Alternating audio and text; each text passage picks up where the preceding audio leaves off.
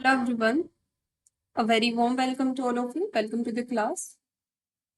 So today we are going to discuss about frog development. आज हम लोग एक नया टॉपिक स्टार्ट करने वाले हैं, that is frog development, right. तो इससे पहले हम लोग ह्यूमन डेवलपमेंट कर चुके हैं, सियाचिन के बारे में पढ़ चुके हैं, ड्रोसोफिला के बारे में पढ़ चुके हैं, टेट्रापोड लिम्ब डेवलपमेंट के बारे में पढ़ चुके हैं, सी एलिगन के बारे में पढ़ चुके हैं। इसी के साथ हम लोगों ने पैराक्राइन सिग्नलिंग के बारे में देख लिया, as well as specification, determination, morphogens क्या होते हैं, आइलैंड्स डेवलपमेंट, ये सारी चीजें हम लोग ऑलरेडी देख चुके हैं। आज हम लोग फ्रॉग के बारे में देखेंगे। तो इसके बाद फ्रॉग के कंप्लीट होने के बाद में जो हमारे पास मेन टॉपिक बचेगा वो एक प्लांट डेवलपमेंट बचेगा। इसके बाद में कुछ छोटे छोटे टॉपिक्स रह जाएंगे जैसे रीजेनरेशन, इसी के अलावा डिक्टोस्टेलियम डिस्कॉर्डियम, इसी के अलावा और हमारे पास रहेगा एक topic that is sex determination in Drosophila and human, Drosophila and मामल, एज वेल एज इसके अलावा हमारे पास में टेरेटोजन्स, ये टॉपिक्स रह जाएंगे मेनली। सो फ्रॉग कंप्लीट होने के बाद में प्लांट डेवलपमेंट जो है ये या तो एक दिन लगेगा इसमें, मैक्स टू मैक्स ये 3 लेक्चर लेके जाएगी मैक्स टू मैक्स, तो 1 to 2 days इसमें लग जाएंगे, 2 दिन मान के चलो। बाकी ये जो टॉपिक्स हैं ये एक एक दिन में कंप्लीट हो जाएंगे, जिसमें से मैं आपको सेक्स डिटर्मिनेशन, इसी के अलावा टेरेटोजन्स, इसी के अलावा डिक्टोस्टेलियम, में तीनों टॉपिक में एक दिन में करवा दूंगी आपको। इसके बाद रीजनरेशन एक दिन लगेगा। सो इट्स अप्रोक्स हम लोगों का 1 वीक, यानी कि अब वाला जो वीक है ये मंडे टू फ्राइडे आप मान के चल सकते हो, मंडे टू फ्राइडे, इसके बीच में अपना कंप्लीट हो जाएगा डेवलपमेंट। ठीक है, बाइंड अप कर देंगे हम लोग डेवलपमेंट को। तो वैसे तो ट्राई करेंगे कि इस 20 तारीख तक ही कंप्लीट हो जाए, 2022 तक ही कंप्लीट हो जाएगी डेवलपमेंट हमारी। तो आप लोग ने अगर रिवीजन नहीं किया तो रिवीजन आप करना स्टार्ट कर दो, क्योंकि अपनी 80% डेवलपमेंटल बायोलॉजी जो है ये फ्रॉग डेवलपमेंट के साथ कंप्लीट हो जाएगी। बाकी जो छोटे छोटे टॉपिक्स हैं ये मैं आपको जल्दी जल्दी करवा दूंगी, क्योंकि डिक्टोस्टेलियम डिस्कोडियम अपने आप में बहुत छोटू सा टॉपिक है। सेक्स डिटर्मिनेशन, ये डिक्टोस्टेलियम डिस्कोडियम 30 मिनट लेगा, सेक्स डिटर्मिनेशन 30 मिनट और टेरेटोजेंस 30 मिनट, तो 1.5 घंटे में तीनों टॉपिक्स मैं आपको करवा दूंगी। मेन टॉपिक्स जो बचते हैं वो प्लांट डेवलपमेंट और रीजनरेशन बचता है बस। रीजनरेशन भी जिसमें एक छोटा सा टॉपिक है, और प्लांट डेवलपमेंट में हम लोग मेन टॉपिक्स देखेंगे एग्जाम पॉइंट ऑफ व्यू से जो इंपॉर्टेंट है। तो ये भी मैं आपको एटलीस्ट 2 लेक्चर में कंप्लीट करवा दूंगी, एक लेक्चर में इसके पीवाईक्यूज हो जाएंगे। तो आप लोग खुद सोच लो कि कितने लेक्चर लगेंगे यहाँ पर। अब 3 से 4 लेक्चर और रह जाएंगे हम लोग के फ्रॉग के बाद में। फ्रॉग मैं आपको कल कंप्लीट करवा दूंगी। सो आज में भी एक लेक्चर ही जाए, बिकॉज यहाँ पर कुछ बाढ़ वाड़ का इशू हो गया जिसकी वजह से लाइटिंग वगैरह का प्रॉब्लम है, लाइट वगैरह आ नहीं रही हो। तो मे भी आज यही लेक्चर जाए, लाइट अगर आ जाती है तो मैं एक और लेक्चर अपलोड कर दूंगी। तो चलिए स्टार्ट करते हैं। About amphibian means frog. Frog में फर्टिलाइजेशन कैसा होता है, एक्सटर्नल फर्टिलाइजेशन होता है, यानी वाटर में फर्टिलाइजेशन देखने को मिलता है, यानी कि इसके स्पर्म जो है और एग जो है ये वाटर में रिलीज होंगे, देन इनका फर्टिलाइजेशन देखने को मिलेगा। तो एक्सटर्नल फर्टिलाइजेशन होता है। क्लीवेज कैसा होता है, क्लीवेज होता है होलोब्लास्टिक रेडियल। कैसा क्लीवेज होता है, होलोब्लास्टिक रेडियल क्लीवेज होता है। एग टाइप कैसा होता है, मीजोलेसिथल होता है इसका एग टाइप। कैसा होता है, मीजोलेसिथल।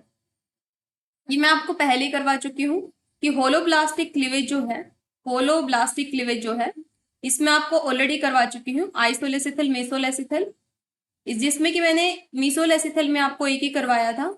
क्या, मीसोलेसिथल में आपको एक ही करवाया था रेडियल क्लीवेज, जो कि मैंने आपको कहा था एम्फीबियन या फ्रॉग में पाया जाता है। सो मीसोलेसिथल रेड होलोब्लास्टिक रेडियल क्लीवेज जो है ये देखने को मिलता है कहाँ पर, फ्रॉग के केस में। ठीक है। Egg of frog has uneven distribution of various molecule, that is protein and mRNA. This asymmetry can be easily seen in egg. It has dark color top which is called animal pole and light color pinky yolk bottom called vegetal. आपको जो यहाँ पर ये diagram दिख रहा है, इसमें जो ये वाला जो है येलोइश कलर का जो है, ये क्या है, ये yolk है। तो इधर वाला जो ये रीजन है इसको बोलते हैं वेजिटल पोल। इसके अपोजिट जो है इसको बोला जाता है एनिमल पोल। क्या कहा जाता है, एनिमल पोल। जैसे मैं यहाँ पर आपको बना के बताती हूँ, यहाँ पर इस तरीके से यहाँ पर देखने को मिलता है। तो यहाँ पर ये वाला जो रीजन है इसको बोलते हैं वेजिटल पोल, इस वाले रीजन को बोलेंगे वेजिटल पोल, और इस वाले रीजन को बोलेंगे हम लोग क्या, एनिमल पोल। ये जो एनिमल पोल वाला रीजन है कैसा होता है, ये डार्क होता है। कैसा होता है, ये डार्क। इसमें डार्क कलर तरीके से, इस तरीके से मैं कर देती हूँ, तो डार्क होता है, राइट, इन दिस वे। ठीक है, इस तरीके से डार्क होगा कलर।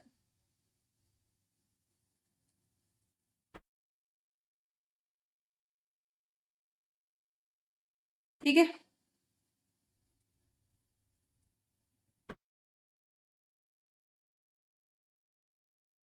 ये वाला जो रीजन है ये हमारा क्या है, ये हमारा एनिमल पोल है।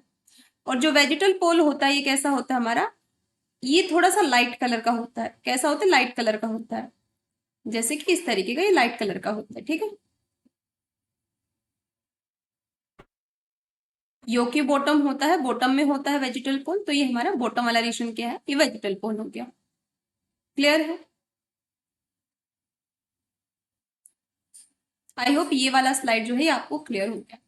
क्या पढ़ा इसमें, फर्टिलाइजेशन एक्सटर्नल होगा, होलोब्लास्टिक रेडियल क्लीवेज होगा, मेसोलेसिथल एग होगा। इसी के साथ यहाँ पर प्रोटीन एमआरएनए अनइवनली डिस्ट्रीब्यूटेड होते हैं। इसमें जो डार्क कलर होता है वो एनिमल पोल है, योकी कलर वाला जो है ये वेजिटल पोल है, जहां पर योक प्रेजेंट है। आगे देखो, यहाँ पर ये रीअरेंजमेंट देखेंगे हम लोग एक्साइटोप्लाज्म का। तो हेडिंग डाल देते हैं यहाँ पर, रीअरेंजमेंट। कैसे अरेंजमेंट होगा, rearrangement of egg cytoplasm in case of frog. ठीक है, किसी केस में, फ्रॉग के केस में। तो यहां पर जो अपर वाला जो हेमिस्फेयर है वो क्या है, वो एनिमल, नीचे वाला क्या है, वेजिटल हेमिस्फेयर है। यहाँ पर क्या होता है, इसके चारों तरफ जो है यहाँ पर एक जेली कोट होता है। इस तरीके से एक जेली कोट होगा, इस तरीके से, in this way, in this in this way एक जेली कोट होगा। इस जेली कोट को क्या कहेंगे हम लोग, एग जेली। क्या कहेंगे, एग जेली, इसको एग जेली कहेंगे। ठीक है, इसके अलावा यहाँ पर जो अपर वाला जो रीजन है हमारा, इसको हम लोग क्या बोलते हैं, अपर वाला जो रीजन है यहाँ पर न्यूक्लियस यहाँ पर प्रेजेंट होगा, इस तरीके से न्यूक्लियस प्रेजेंट होगा। इसके अलावा यहाँ पर एमआरएनए और प्रोटीन क्या होते हैं, अनइवनली डिस्ट्रीब्यूटेड होते हैं। आपको पता है ऊपर वाला रीजन थोड़ा सा डार्क होगा। ठीक है, इस तरीके से हम यहाँ पर बना देते हैं, ये इस तरीके से, ये एनिमल पोल है हमारा ऊपर वाला, और नीचे वाला योकी रीजन प्रेजेंट होगा, ये इस तरीके से होगा। ये हमारा होता है वेजिटल पोल। ये क्या होगा, ये होगा हमारा वेजिटल पोल। ये योक यहाँ पर प्रेजेंट होता है। ठीक है, इसके अलावा यहाँ पर ये जो मिडल वाला पोर्शन आपको दिख रहा है, ये हमारा क्या है, यहाँ पर, just a minute,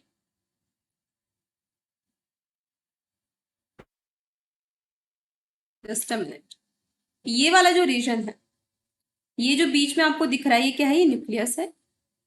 this is nucleus. ये हमारा एग जेली है। ये क्या है, ये एग जेली है। इसके अलावा यहाँ पर ये योकी वेजिटल हेमिस्फेयर, इसको नाम में यहाँ पर लिख देते हैं, इनका नाम यहाँ पर लिख देते हैं, योकी वेजिटल हेमिस्फेयर। ये क्या है, ये वेजिटल हेमिस्फेयर है।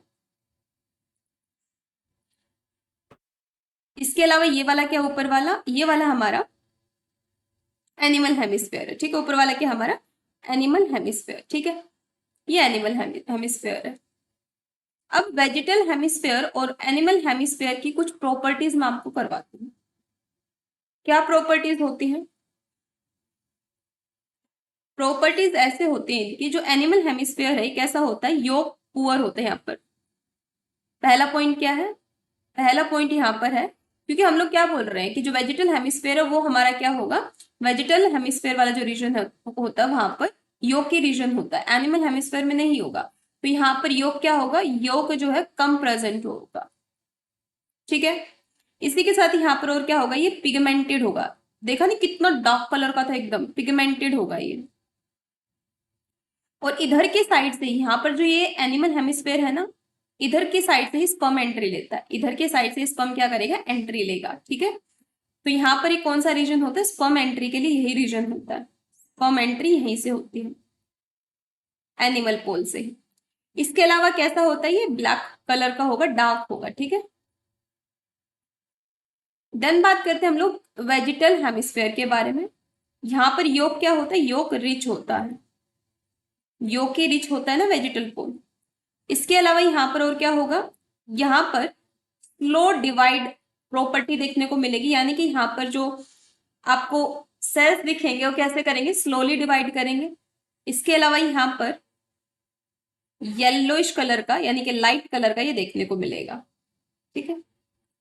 ये इसके कुछ पॉइंट है। मेन पॉइंट कौन सा है, मेन पॉइंट मैं आपको बता देती हूँ कौन सा मेन पॉइंट है।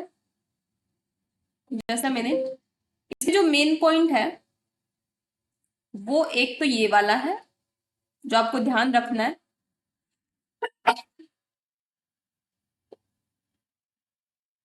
जस्ट अ मिनट,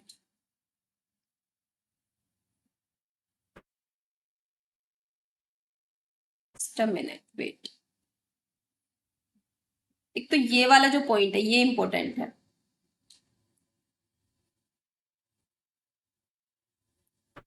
ये वाला जो पॉइंट है ये इंपॉर्टेंट है। इसके अलावा कौन सा पॉइंट यहाँ पर आपको ध्यान रखना है, इसके अलावा ये वाला पॉइंट आपको ध्यान रखना है कि स्पर्म का एंट्री जो है यहीं से होगा, ये वाला बहुत इंपॉर्टेंट है। ये आपको ध्यान रख लेना है कि स्पर्म का एंट्री कहाँ से होगा, एनिमल पोल वाले रीजन से ही स्पर्म का एंट्री देखने को मिलेगा, ठीक है। आई होप इतनी चीज आपको क्लियर है। आगे चलते हैं। तो जहां से स्पर्म का एंट्री होता है, जैसे स्पर्म का एंट्री, अब तो आपको पता चल गया एनिमल हेमिस्फेयर है, ये वेजिटल हेमिस्फेयर है। तो यहां पर मैं बना देती हूँ आप लोग के लिए हल्का हल्का इस तरीके से, ये डार्क कलर का होगा, यहाँ पर पिगमेंटेड होगा ये।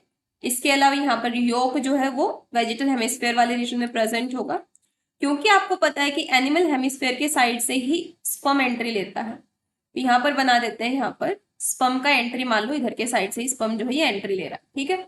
तो यहाँ पर स्पर्म जहां से एंट्री लेगा ना, वो वाला रीजन क्या बन जाएगा, स्पर्म जहां से एंट्री लेता है वो वाला रीजन वेंट्रल रीजन बन जाता है। तो स्पर्म ने यहां से एंट्री लिया है तो ये वाला रीजन क्या बन जाएगा, ये वाला जो रीजन, ये वाला जो रीजन है, क्योंकि स्पर्म यहां से एंट्री ले रहा है तो ये वाला रीजन बन जाएगा हमारा वेंट्रल रीजन। क्या बन जाएगा, ये वेंट्रल साइड, जहां से स्पर्म एंट्री लेगा ना वो वेंट्रल साइड बन जाएगा। और इसके अपोजिट वाला जो रीजन है, ये वाला जो रीजन है इसके अपोजिट, अपोजिट वाला क्या बन जाएगा, डोर्सल। तो स्पर्म जहां से एंट्री लेते हैं, पॉइंट मैं आपको लिखवा देती हूँ यहाँ पर, स्पर्म का एंट्री जहां से होगा, स्पर्म, ये एक्सेस बता रही हूँ मैं आपको, एक्सेस कैसे डिटरमाइन होगा, स्पर्म एंट्री जो है ये साइड कौन सी कहलाएगी, वेंट्रल साइड, ठीक है। और इसके अपोजिट क्या कहलाएगी, इसके अपोजिट वाली जो साइड है ये कहलाएगी डोर्सल। आई होप इतनी चीज क्लियर है। क्या बताया मैंने, इस तरीके से एग होता है फ्रॉग का। इसमें क्या होता है, यहाँ पर अपर वाला रीजन एनिमल हेमिस्फेयर होता है, लोअर वाला वेजिटल हेमिस्फेयर होता है। एनिमल हेमिस्फेयर की साइड से स्पर्म एंट्री लेगा, तो जहां से स्पर्म एंट्री ले रहा है वो वेंट्रल हो जाएगा, उसके अपोजिट वाला डोर्सल हो जाएगा। बस ये वाली चीज अब तक बताई है। इसके अलावा और हम लोगों ने कुछ भी नहीं देखा यहाँ पर। ठीक है, आगे चलो। ये थोड़ा सा ना टिपिकल पोर्शन है, मैं आपको पहले ही बता देती हूँ। फ्रॉग वाला में भी कुछ बच्चों को कंफ्यूजिंग लगेगा, लेकिन ना ये आपको करना ही है। अब इसका कुछ नहीं कर सकते, थोड़ा सा कंफ्यूजिंग में भी, या थोड़ा सा आपको लग सकता है कि एक सीक्वेंस नहीं बैठ पा रहा इस टॉपिक में।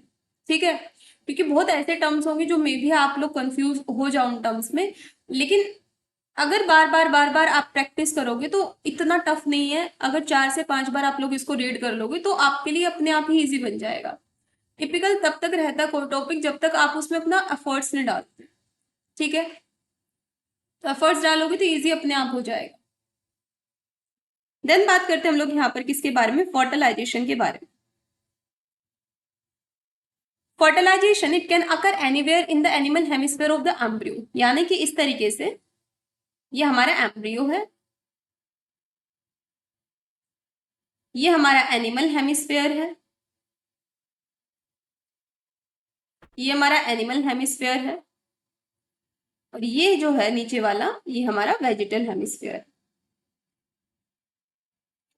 Vegetal hemisphere, right. तो यहाँ पर क्या होता है, यहाँ पर जो फर्टिलाइजेशन देखने को मिलता है, ये बना देते हैं इसको इस तरीके से पिगमेंटेड, इसको बना देते हैं हम लोग योक रिच। ठीक है, तो यहाँ पर क्या देखने को मिलता है, यहाँ पर ये देखने को मिलता है कि जो ये एनिमल हेमिस्फेयर है, मैंने आपको क्या कहा, एनिमल हेमिस्फेयर की साइड से स्पर्म की एंट्री होगी, तो स्पर्म की एंट्री यहाँ से भी हो सकती है, यहाँ से भी हो सकती है स्पर्म की एंट्री। तो स्पर्म की एंट्री क्या बोल रहे हैं, स्पर्म की एंट्री जो है ये एनिमल हेमिस्फेयर में कहीं पर भी देखने को मिल सकती है, ये पॉइंट यहाँ पर बोला गया है। ठीक है, पहली चीज क्लियर है। इसके बाद क्या बोला गया, point of sperm entry is important because it determine the orientation of dorsal ventral axis. तो स्पर्म का एंट्री जहां से होता है ना, ये एनिमल हेमिस्फेयर है, वेजिटल वेजिटल हेमिस्फेयर है। तो स्पर्म का एंट्री जहां से होगा ना, स्पर्म का एंट्री मान लो इधर से हुआ, एनिमल हेमिस्फेयर से ही होता अपने को पता है, तो ये वाला रीजन क्या बन जाएगा, ये वाला वेंट्रल बन जाएगा, और इसके अपोजिट रीजन क्या बन जाएगा, इसके अपोजिट वाला जो रीजन है ये बन जाएगा हमारा डोर्सल। तो डोर्सल वेंट्रल एक्सिस को डिटरमाइन करता है कौन, डोर्सल वेंट्रल एक्सिस को डिटरमाइन करता है हमारा स्पर्म का एंट्री। ठीक है, जहां से स्पर्म ने एंट्री लिया वो वेंट्रल है, उसके अपोजिट डोर्सल है।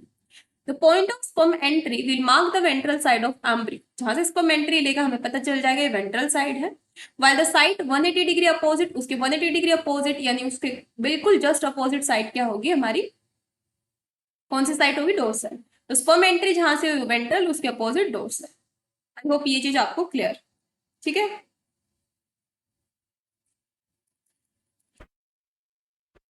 राइट, आगे चलते हैं।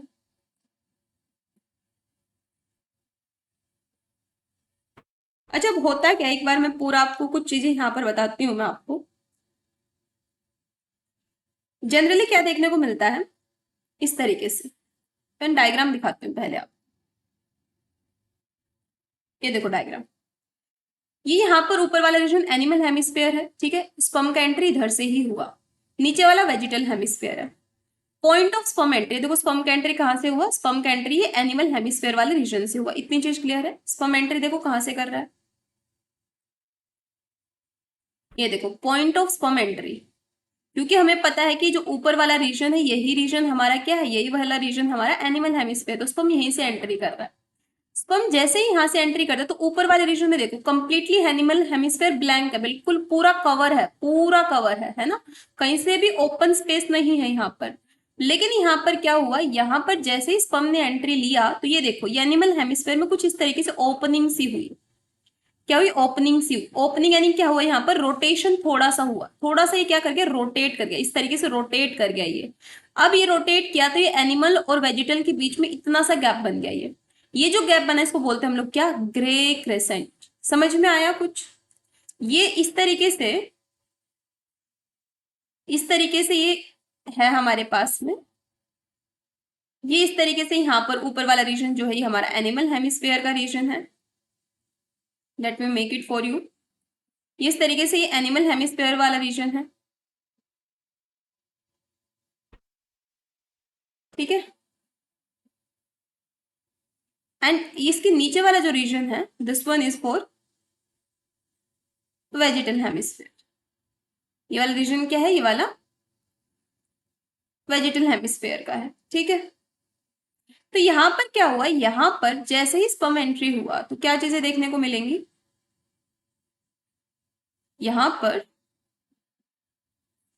इधर के साइड से ये एनिमल हेमिस्फेयर में एंट्री हुआ तो ये वाला रीजन तो हमारा क्या बना, ये वाला रीजन हमारा बनेगा वेंट्रल, और उसकी जस्ट 180 डिग्री बनेगा क्या, डोर्सल, राइट। अब यहाँ पर आपको पता है ये एनिमल हेमिस्फेयर है, ये वाला जो है ये वेजिटल हेमिस्फेयर, ये आपको पता है। अब कैसे कंडीशन देखने को मिली, अब यहाँ पर जैसे ही एंट्री हुई यहाँ पर तो ये चीज देखने को मिली कि यहाँ पर ये जो एनिमल पोल वाला जो रीजन है ये थोड़ा सा रोटेट कर गया। रोटेट करने की वजह से यहाँ क्या हुआ, रोटेट करने के इस तरीके से रोटेट कर गया, ये रोटेट कर गया, ठीक है। और रोटेट करने की वजह से यहाँ पर क्या हुआ, जो ये इनर वाला जो रीजन था ये एक्सपोज हो गया। और जैसे ही एक्सपोज हुआ इसको हम लोगों ने क्या बोला, इस वाले रीजन को बोला हम लोगों ने क्या, ग्रे क्रेसेंट। क्या बोला, ग्रे क्रेसेंट। आई होप ये चीज आपको क्लियर है। स्पर्म की एंट्री होने की वजह से एनिमल हेमिस्फेयर क्या कर गया था, रोटेट कर गया था। रोटेट होने की वजह से जो ये रीजन एक्सपोज हुआ इसको बोल देते हैं हम लोग क्या, ग्रे क्रेसेंट। ये टर्म आप लोग कई बार सुनोगे आगे, ठीक है। तो ग्रे क्रेसेंट एक्सपोज हो गया, क्या है, नॉन पिगमेंटेड साइटोप्लाज्म है। इसके बाद यहाँ पर क्या होता है, फर्स्ट क्लीवेज यहाँ से स्टार्ट होगा। आई होप इतनी चीज आपको क्लियर है। तो ग्रे क्रेसेंट क्या है, the region, the grey crescent is where gastrulation will begin. ये वो रीजन है, ये वाला रीजन क्या है, ये वो, अब देखो स्पर्म का एंट्री तो हो चुका है तो यहाँ पर जाइगोट तो ऑलरेडी बन चुका है। जाइगोट बनने के बाद यहाँ पर प्रोसेस किसके लिए स्टार्ट होगी, एम्ब्रियो फॉर्मेशन के लिए। तो ये वाला जो ग्रे क्रेसेंट है ये वो रीजन है जहां से क्या स्टार्ट होगा, गैस्ट्रुलेशन स्टार्ट होगा। गैस्ट्रुलेशन का मतलब क्या है, जो तीनों जर्म लेयर है, तीनों जर्म लेयर है इनका फॉर्मेशन यहीं से स्टार्ट होगा, एक्टोडम, एंडोडम और mesoderm. Ectoderm, mesoderm and एंडोडम, right. तो ग्रे क्रेसेंट वो रीजन है जहां से गैस्ट्रुलेशन स्टार्ट होगा। Post cleavage, the cortical cytoplasm has rotated 30 degree relative to internal cytoplasm। तो जो यहाँ पर ये रोटेशन हुआ है, ये यहाँ पर जो रोटेशन हुआ है कितना होगा, 30 डिग्री रोटेशन होगा। Gastrulation will begin in the gray crescent, the region opposite the point of sperm entry where displacement of cytoplasm occur। क्या हुआ यहाँ पर, जो एनिमल हेमिस्फेयर वाला जो रीजन थे पूरा क्या है, पूरा का पूरा साइटोप्लाज्म है, ये पूरा ही तो साइटोप्लाज्म है ये। अब यहाँ पर ये वाला जो एनिमल हेमिस्फेयर जो था यहाँ पर क्या हो गया, हल्का सा साइटोप्लाज्म क्या हो गया, 30 डिग्री रोटेट हुआ। तो ये जो रोटेशन की वजह से ग्रे क्रेसेंट हुआ, कितना रोटेट हुआ यहाँ पर एनिमल हेमिस्फेयर, तो लिख लेना ये जो रोटेशन हुआ इतना इतना, ये जो रोटेशन हुआ 30 डिग्री रोटेशन की वजह से ग्रे क्रेसेंट एक्सपोज हुआ है और यहीं से गैस्ट्रुलेशन स्टार्ट होगा, ठीक है। आगे देखो, ये कुछ टर्म्स है जो आपको क्लियर होने चाहिए। पहला है blastopore, opening in the gastrula that develop into anus. यानी इस तरीके से मान लो गैस्ट्रुलेशन स्टेज है तो ये वो ओपनिंग होगी जहां से आगे चल के क्या डेवलप होगा, एनस डेवलप होगा and mouth in other. It is the point from where gastrulation begins by forming pore in developing embryo gastrula. Cell from this area migrate to form endoderm. तो यहाँ से जो सेल्स हैं, यहाँ से sales migrate करेंगे क्या फॉर्मेशन के लिए, एंडोडम फॉर्मेशन के लिए। तो ब्लास्टोपोर वो रीजन होते हैं जहां से एनस या माउथ को फॉर्मेशन देखने को मिलेगा। आर्केंटेरोन क्या होता है, कैविटी होती है गैस्ट्रुलेशन स्टेज में जो कि आगे चल के गट बनाएगी, ठीक है। आर्केंटेरोन आगे चल के गट बनाएगा, ब्लास्टोपोर वो कैविटी है जहां से, या फिर वो यहाँ पर ओपनिंग है जहां से एनस या माउथ का रीजन बनेगा। देन आता है बोटल सेल। बोटल सेल क्या है, cell that constrict to form blastopore. Bottle cell वो सेल है जो क्या बनाएंगे, जो ब्लास्टोपोर बनाएंगे। Bottle cell invaginate to form blastopore, यानी क्या कहना चाह रहा है, गैस्ट्रुलेशन में क्या होता है, कुछ सेल्स होते हैं। जब गैस्ट्रुलेशन सबसे पहले क्या होता है, जायगोट, जायगोट के बाद फिर आता है हमारा क्या, जायगोट के बाद यहाँ पर डिवीजन होगा, क्लीवेज होगा, 2 सेल स्टेज, 4 सेल स्टेज, ये सारी चीज आती हैं। यहाँ पर आता है हमारा मोरुला, मोरुला के बाद आता है यहाँ पर ब्लास्टुला, और ब्लास्टुला के बाद आता है यहाँ पर गैस्ट्रुला। और ब्लास्टुला और गैस्ट्रुला के बीच जो स्टेज होते हैं इसको बोलते हैं मिड ब्लास्टुला। इसको क्या बोलते हैं, मिड ब्लास्टुला। तो जो ग्रे क्रेसेंट होता है, ग्रे क्रेसेंट यहाँ पर ये मिड ब्लास्टुला वाला रीजन बनवाने के लिए ही रिस्पॉन्सिबल होता है। एक पॉइंट तो ये पढ़ा हम लोगों ने। दूसरा, यहाँ पर गैस्ट्रुलेशन स्टेज में क्या होता है, कुछ सेल्स होते हैं जिनको बोटल नेक सेल्स बोलते हैं। क्या है ये, बोटल नेक सेल्स। कौन से सेल हैं ये, बोटल नेक सेल। ये बोटल नेक सेल क्या करते हैं, ये बोटल नेक सेल इनवेजिनेट करेंगे। बोटल नेक सेल मान लो इनवेजिनेट करेंगे। इनवेजिनेट करने की वजह से यहाँ पर क्या बनेगा, इनवेजिनेशन की वजह से जैसे इनवेजिनेट की यहाँ पर ये ब्लास्टोपोर बना। ब्लास्टोपोर में ये जो ओपनिंग बनी, ये ओपनिंग क्या करेगी आगे चल के, एनएस या माउथ बनाएगी। ठीक है, आई होप ये चीज आपको क्लियर है। आगे देख, मिड ब्लास्टुला ट्रांजिशन। तो जैसा कि ये चीज मैंने मिड ब्लास्टुला आपको पहले भी बताया है, occur during blastula stage at 13 division पे देखने को मिलता है, different gene being to transcribe in different cell. और मिड ब्लास्टुला स्टेज यानी जब मैंने बताया था 11 to 13 डिवीजन जब होता है तो वहां पर सेल साइकिल स्लो हो जाता है। Blastomere acquire the capacity to become motile. जो पॉइंट यहाँ पर मेन आता है वो आता है ये वाला। Various transcription factors such as VEG-T formed in the vegetal cytoplasm। यानी जब ब्लास्टुला से गैस्ट्रुलेशन स्टेज आती है, तो ये जो मिड वाली रीजन होती है इसको मिड ब्लास्टुला बोलते हैं। इस मिड ब्लास्टुला स्टेज में क्या होता है, इस मिड ब्लास्टुला स्टेज में नीचे वाला वेजिटल साइटोप्लाज्म है, ऊपर वाला एनिमल। इतना तो आपको समझ में आ गया होगा, मैं बार बार यहाँ पर मेंशन नहीं करूंगी। ठीक है, तो यहाँ पर ये जो नीचे वेजिटल वाला रीजन है, यहाँ पर वेज टी प्रोटीन जो है ये फॉर्म होता है। For instance, the vegetal cell under the direction of veg T protein become the endoderm and being secreting factor that induce the cell above them to become mesoderm। यानी ये जो veg T वाला reason होता है क्या बनाता है, ये एंडोडर्म बनाएगा। और ये कुछ ऐसे सेल को सिक्रेट करेगा, कुछ ऐसे सेल्स को सिक्रेट करेगा, इनके नाम मैं आपको बताऊंगी। कुछ ऐसे सेल्स को बनाएगा जो मेसोडर्म बनाएंगे। ठीक है, और एनिमल पोल वाला जो रीजन होता है वो एक्टोडर्म बनाएगा। ठीक, तो इस तरीके से गैस्ट्रुलेशन स्टेज में ये सारी चीजें बनेंगी, इस तरीके से इनिशिएशन होगा। तो कैसे सारी चीजें बनेगी ये हम लोग यहाँ पर देख लेते हैं। ये देखो यहाँ पर veg T is critical in generating both endoderm and mesoderm lineage. तो ये जो चीज तो आपको यहाँ पर भी क्लियर है कि वेज टी हमारे क्या बनाता है, एंडोडर्म और मेसोडर्म बनवाने के लिए रिस्पॉन्सिबल होता है। ये देखो यहाँ पर वेज टी एमआरएनए, ये वेज टी क्या करता है, ये एंडोडर्म बनवाने के लिए और मेसोडर्म बनवाने के लिए रिस्पॉन्सिबल है। ये एंडोडर्म भी बनाएगा और मेसोडर्म बनाने वाले सेल को भी ये सिक्रेट करेगा। When vegetative transcripts are destroyed by antisense oligonucleotide, antisense यानी जो वेजिटी के फंक्शनिंग को इनहिबिट कर देंगे।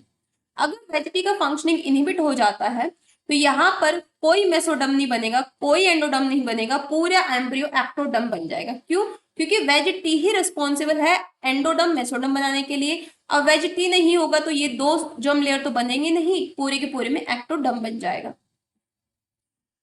Veg T mRNA is translated shortly after fertilization. Fertilization के बाद में यानी जब मिड ब्लास्टुला स्टेज आती है उस टाइम पर क्या करता है, प्रोटीन फॉर्म में बनता है। Its product activate a set of gene prior to mid blastula transition. One of the gene activated by VEGT protein encode the SOX17 transcription factor. VEGT किसको एक्टिवेट करता है, SOX17 ट्रांसक्रिप्शन फैक्टर को activate करता है। किसको, SOX17 transcription factor.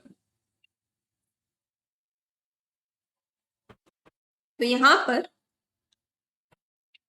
मैं एक diagram आपको करवा रही हूँ, इस डायग्राम से बहुत सारी चीज आपको क्लियर होंगी। तो खुद आपको ये डायग्राम बनवा देते हैं, उसके बाद में फिर मैं रीड करूंगी ये सारे के सारे पॉइंट्स। ये इंपॉर्टेंट है, ध्यान रखना, बहुत इंपॉर्टेंट है ये। इसमें क्वेश्चंस, इससे बहुत सारे क्वेश्चंस पूछेगा यहाँ आपके एग्जाम में। देखो क्या होता है यहाँ, इस तरीके से यहाँ पर ये बना लेते हैं अपन लोग। ठीक है, यहाँ पर एक ब्लैंक स्लाइड ले लेते हैं। Just a minute, just a minute.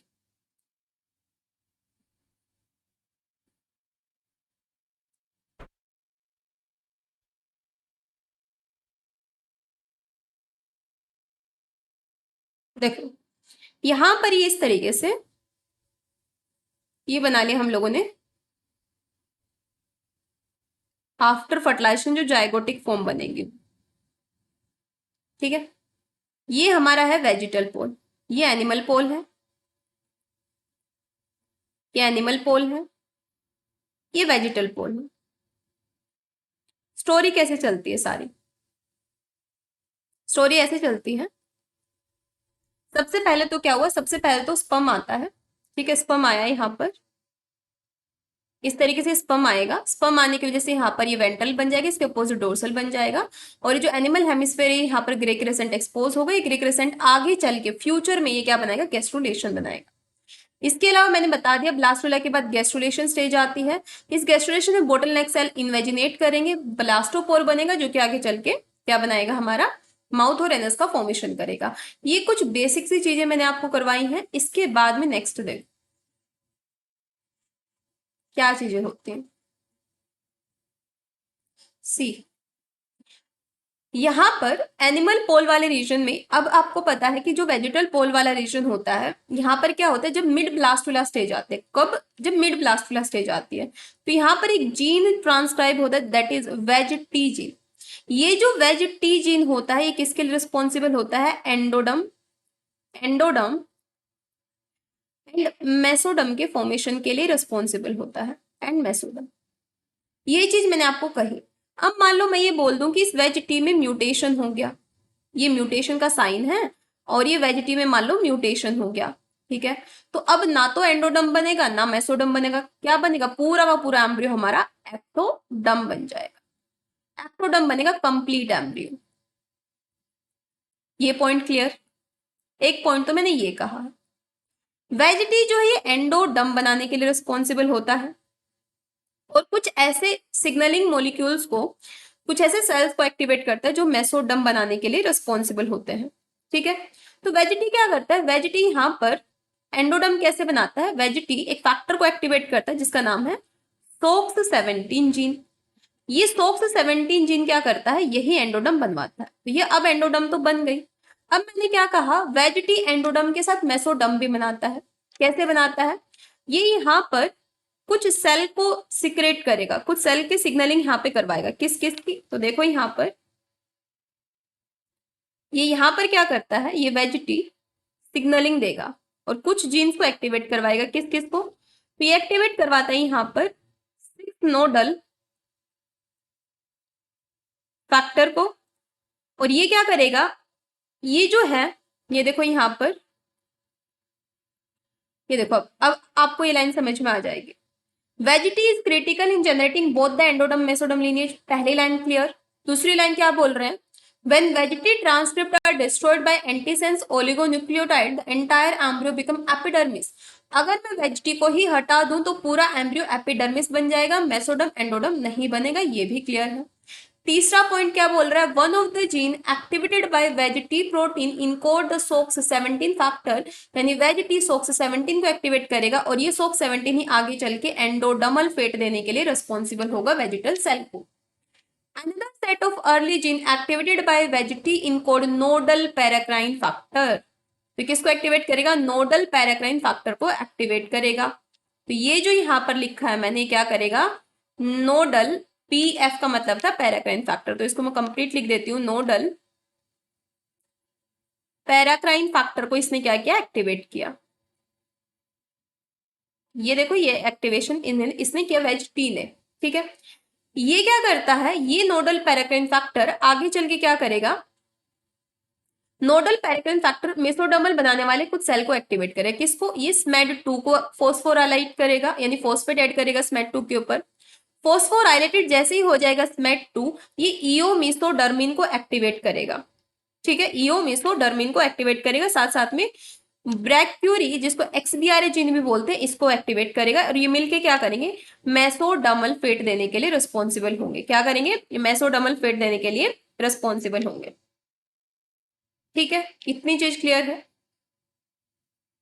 अब यहां पर आप लोग एक चीज देख रहे हो, प्रोडक्शन ऑफ वेज-1, VG1 जो है ये अनदर नोडल लाइक फैक्टर है, नोडल जैसा ही फैक्टर है, ये भी क्या करवाता है, ये भी मेसोडर्म का फॉर्मेशन करवाता है। तो जहां पर ये नोडल जीन लिखा हो ना, वहां पर आप लोग VG1 को भी इंक्लूड कर लेना। तो नोडल जीन और इसी के जैसा एक और होता है हमारा क्या, VG1, के दोनों एक जैसा काम करते हैं। ये क्या करते हैं, नोडल पैराक्राइन फैक्टर, ये किसको एक फॉस्फोराइलेट करेंगे, यहां पर एक जीन बैठा होता है SMAD2, SMAD2 और एक SMAD4, इस SMAD2 और SMAD4 के ऊपर ये क्या करते हैं, फॉस्फेट ऐड कर देते हैं। जैसे फॉस्फेट ऐड होता है, ये किसको एक्टिवेट कर देता है, फॉस्फेट ऐड होते दो जीन को एक्टिवेट करता है, एक है ईओ मीसो डर्मिन एंड ब्रैक्यूरी जिसको एक्सबीआरए जीन भी बोलते हैं, इसको एक्टिवेट करता है और ये दोनों मिलके मेसोडम बनवाते हैं। तो आप लोग देख रहे हो मेसोडम इनिशिएट कैसे हुई, वेजिटी से। वेजिटी ने क्या किया है, ये देखो यहां पर वेजिटी ने क्या किया, वेजिटी ने अपने एरिया में क्या किया, वेजिटी क्या करा, वेजिटी सोक्स 17 को सिक्रेट कर रहा है, सोक्स 17 को सिक्रेट करेगा, इसको एक्टिवेट करेगा और सोक्स 17 क्या करवा देगा, एंडोडम बनवा देगा। लेकिन साथ में वेजिटी क्या कर रहा है, साथ में वेजिटी जो है ये नोडल पैराक्राइन फैक्टर को एक्टिवेट कर रहा है, नोडल पैराक्राइन फैक्टर। और ये जो नोडल पैराक्राइन फैक्टर्स होते हैं कैसा, इसी के जैसा कनेक्ट करता है VG1। ये नोडल पैराक्राइन फैक्टर क्या करते हैं, ये यहाँ पर SMAD2 और SMAD7 बैठा होता है, SMAD2 और SMAD7 यहाँ बैठा हुआ है, इसको क्या करते हैं, फोस्फोराइलेट कर देते हैं, यानी फोस्फेट इसके ऊपर ऐड कर देते हैं। जैसे ही फोस्फोराइलेट होता है ये दो जीन को एक्टिवेट करता है, एक जीन का नाम है ईओमीसोडर्मिन और दूसरे जीन का क्या नाम है, ब्रोक्यूरी, जिसको XBRA जीन भी बोलते हैं, जिसको ब्रोक्यूरी जीन भी बोलते हैं और XBRA जीन भी बोलते हैं। ये आगे चल के क्या करते हैं, ये आगे चल के मेसोडम का फॉर्मेशन करेंगे। तो आप लोग समझ रहे हो, वेजिटी एंडोडम भी बनवा रहा है और मेसोडम बनवाने के लिए भी रिस्पॉन्सिबल है। अगर वेजिटी नहीं होगा, सिग्नलिंग नहीं चलेगी तो मेसोडम नहीं बनेगा। ठीक है, तो यहां पर पहली चीज तो मैंने लिख दी, अगर वेजिटी में म्यूटेशन हो गया तो एंडोडम मेसोडम नहीं बनेगा। वहीं अगर मैं ये लिख दूं कि मान लो यहां पर किसमें म्यूटेशन हो जाए, ये पहला पॉइंट मैंने लिखा है, ये दूसरा पॉइंट मैंने लिखा है, तीसरा म्यूटेशन केस अगर मैं ये लिख दूं, मान लो VG1 में म्यूटेशन हो जाए या नोडल जीन म्यूटेट हो जाए, तो क्या यहां पर मेसोडम बनेगा, no mesoderm, right. I hope इतनी चीज आपको क्लियर है। ठीक है, आगे देखो यहां पर through dorsal ventral and anterior posterior axis, कि डोर्सल वेंट्रल और एंटीरियर पोस्टीरियर एक्सिस के बारे में यहाँ बताया गया है। चलो देखते हैं यहाँ पर क्या लिखा हुआ है। Although animal and vegetal polarity initiates specification of germ layer, the anterior, posterior, dorsal, ventral, left-right axes are specified by event triggered at fertilization but not realized under gastrulation. In Xenopus and in other amphibians, the formation of anterior-posterior axis is inextricably linked to formation of dorsal-ventral axis. This, as we will see, is predicted on fertilization event that will place the transcription factor beta cat in the region of egg opposite the point of sperm entry and will specify the region of the egg to be the dorsal region of the embryo. क्या समझ में आया कि जहां से sperm entry करता है, sperm मान लो यहां से एंट्री किया, तो इसका ये वाला रीजन क्या बनेगा, वेंट्रल, ये तो हमें पता है, ये वाला वेंट्रल बनेगा, इतना इतना रीजन, राइट। इसकी जो 180 डिग्री वाला जो रीजन है डोर्सल बनेगा। डोर्सल रीजन कैसे बनता है, यहाँ बीटा कैट प्रेजेंट होता है। अच्छा, तो यहाँ बीटा कैट प्रेजेंट होता तो हम ये मान सकते हैं कि वेंट्रल वाले रीजन में GSK3 रहा होगा जो कि डी शिवल्ड को इनिबिट कर रहा होगा और बीटा कैट नहीं बन रहा होगा, सिग्नलिंग में करवा चुकी हूँ। तो बीटा कैट प्रेजेंट होता है डोर्सल रीजन में, जो कि उसको डोर्सलाइज्ड फेट देने के लिए रिस्पॉन्सिबल होता है। ठीक है, the cell containing beta catenin will induce expression of certain gene and thus initiate the movement of involuting mesoderm, और यही बीटा कैट mesoderm का फॉर्मेशन भी करवाने के लिए रिस्पॉन्सिबल होगा। तो ये मे भी आप लोगों को थोड़ा सा टिपिकल लगे, बट ये चीज आपको देखनी पड़ेगी कैसे, कुछ ज्यादा ट्रिकी नहीं है, एक दो बार देखोगे आपको समझ में आ जाएगा। कुछ ज्यादा मैंने आपको करवाया नहीं आज, स्टार्टिंग में बस मैंने आपको एनिमल और वेजिटल पोल के बारे में बताया। स्पर्म एंट्री जहां से होगी वहां ग्रे क्रेसेंट एक्सपोज होगा, जो कि आगे चल के क्या करवाएगा, जो कि आगे चल के यहाँ पर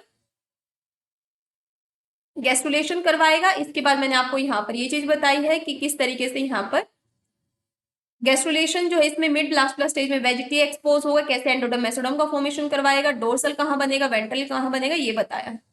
डोर्सल वेंट्रल में मैंने आपको क्या बताया, डोर्सल और वेंट्रल ये एक्सिस कैसे पता चलते हैं, डोर्सल वेंट्रल एक्सिस ऐसे पता चलते हैं जैसे कि यहाँ पर ये एग है, यहाँ पर स्पर्म का एंट्री हुआ, तो ये वाला तो हमें पता है वेंट्रल बनेगा, इसका अपोजिट वाला, जस्ट इसका अपोजिट 180 डिग्री, ये डोर्सल बनेगा। डोर्सल क्यों बन रहा है? तो यहाँ पर एक जीन प्रेजेंट होता है, एक फैक्टर प्रेजेंट होता है, that is beta catenin factor, और साथ में एक टर्म इन्होंने ये बता दिया कि मेसोडर्म बनवाने के लिए रिस्पॉन्सिबल होगा।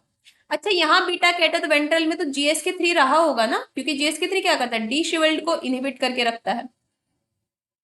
GSK3 और डी शिवेल्ड एंटागोनिस्टिक काम करते हैं ना, तो GSK3 बीटा कैट को इनहिबिट करके रखता है। किसको इनहिबिट करके रखता है? बीटा कैट को इनहिबिट करके रखता है। तो GSK3 किसको इनहिबिट करेगा? बीटा कैट को इनहिबिट करेगा, राइट। ये मैं आपको पहले करवा चुकी हूँ ये वाली सिग्नलिंग, अब बोलना मत मैम आपने करवाई नहीं थी, ठीक है। तो ये वाली चीज मैं आपको पहले ही करवा चुकी हूँ। तो यहां पर ये वेंट्रल वाले एरिया में, वेंट्रल वाले एरिया में क्या होता है? वेंट्रल एरिया, यहां पर GSK3 इनहिबिट बीटा कैट, ठीक है। और डोर्सल वाले में तो हमारा बीटा कैट होता ही है, डोर्सल वाले में बीटा कैट एक्टिव होता है, तो वो डोर्सल रीजन बनता है। तो ये चीज पढ़ी है, बाकी पॉइंट्स मैं आपको कल के लेक्चर में करवाऊंगी। So thank you so much everyone, मिलते हैं नेक्स्ट लेक्चर में। ज्यादा चीजें नहीं बताई हैं, तो जितना मैंने बताया है इसको आज के आज रिवाइज कर लेना, वरना कल वाले लेक्चर में कहीं आप लोग लोस्ट फील ना करो कि मैम बता क्या रही है, ठीक है। तो कल के लेक्चर में आपको एक न्यूक्लिक सेंटर के बारे में करवाऊंगी, बीटा कैट जो है और ऑर्गेनाइजर जो है इसके बारे में आपको करवाऊंगी। इसी के अलावा यहाँ पर मैं कुछ आपको एक्सपेरिमेंट जो है वो भी यहाँ पर करवाऊंगी। So thank you so much everyone, मिलते हैं नेक्स्ट लेक्चर में, तब तक के लिए हैव अ ग्रेट लर्न।